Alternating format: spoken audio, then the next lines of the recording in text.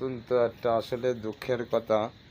আসলে ভাই সারাদিন এই যে দোকান পরিশ্রম করে এই যে আছে আপনার সিঙ্গাড়া বানায়, এখানে সিঙ্গাড়া বানায়, এই যে সারাদিন পরিশ্রম করে যে সিঙ্গাড়া বানিয়ে আপনার এই যে বেচা কিনা, সারাদিনকে যে বেচা কিনা, আজ ইশারের সময় উনি আসলে নামাজ পড়তে গিয়েছিল।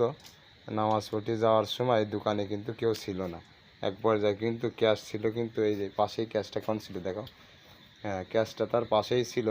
এইভাবে রেখে উনি পাশেই কিন্তু পাঞ্জাখানা মসজিদ, ওখানে কিন্তু নামাজ পড়তে গিয়েছিল।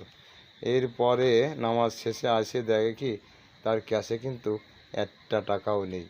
সারাদিন পরিশ্রম করে যে দোকানদারি করেছে, অথচ আসলে টাকা কিন্তু কেউ হিসাব করে থয় না যে আসলে কত পরিমাণ টাকা ওখানে আছে, কারণ এখনও তো বেচা কিনা করতেছে।